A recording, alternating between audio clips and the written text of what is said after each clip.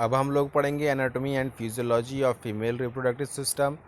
Female reproductive system विभिन्न parts का बना होता है। ठीक, पहला है उसमें एक्सटर्नल जेनिटेलिया जिसे वल्वा भी कहते हैं। दूसरा है इंटरनल जेनिटेलिया जिसमें वेजाइना, यूट्रस, यूट्राइन ट्यूब्स और ओवरीज आती हैं। तो हम लोग आते हैं सबसे पहले एक्सटर्नल जेनिटेलिया जिसे वल्वा भी कहते हैं। एक्सटर्नल जेनिटेलिया में जितने भी पार्ट्स पाए जाते हैं उनको कलेक्टिवली यानी उनको सम्मिलित रूप से वल्वा कहा जाता है।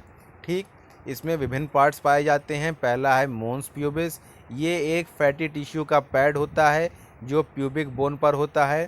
ठीक, ये क्या करता है, इस जगह पर प्यूबिक हेयर ग्रो करते हैं यानी बाल ग्रो करते हैं जब महिलाओं में प्यूबर्टी पूरी हो जाती है, यानी जब प्यूबर्टी उनके अंदर आ जाती है तो मोन्स प्यूबस पर प्यूबिक हेयर ग्रो करते हैं। दूसरा है लेबिया मेजोरा। ये एक हेयर कवर्ड स्किन होती है। इसके फोल्ड्स होते हैं जो बाहर की तरफ होते हैं। ठीक, ये मोन्स प्यूबिस के पोस्टीरियर में स्थित होती है और वेजाइनल ओपनिंग को ये घेर के रखती है यानी सराउंड करके रखती है।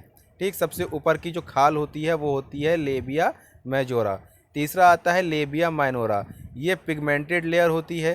ठीक, ये पिगमेंटेड लेयर होती है जो लेबिया मेजोरा के इंटीरियर पार्ट में पाई जाती है, उनके फोल्ड्स में पाई जाती है। ये क्या करती है, जो फीमेल यूरेथ्रा होता है और फीमेल रिप्रोडक्टिव ट्रैक्ट होता है उसको प्रोटेक्ट करती है। फिर तीसरा आता है क्लाइटोरिस जिसे ग्लांस क्लाइटोरिस भी कहते हैं। ये फिंगर लाइक स्ट्रक्चर होता है। ठीक, ये कहाँ पर स्थित होता है, जहाँ पर लेबिया माइनोरा और यूरेथ्रा की ओपनिंग होती है वहाँ पर ये स्थित होता है।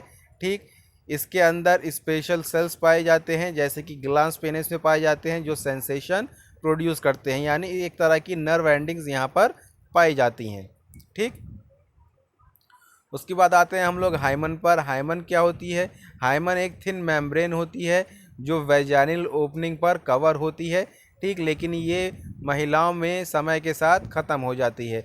उनके खेलने, उनके कूदने, उनके साइकिल चलाने की वजह से ये चीज़ ख़त्म हो जाती है। ठीक, इनकी वेजाइनल ओपनिंग पर एक प्रकार की डक्ट पाई जाती है जिसको बार्थोलिन ग्लैंड भी डक्ट कह रहा हूँ, ग्लैंड पाई जाती है जिसे बार्थोलिन ग्लैंड भी कहते हैं।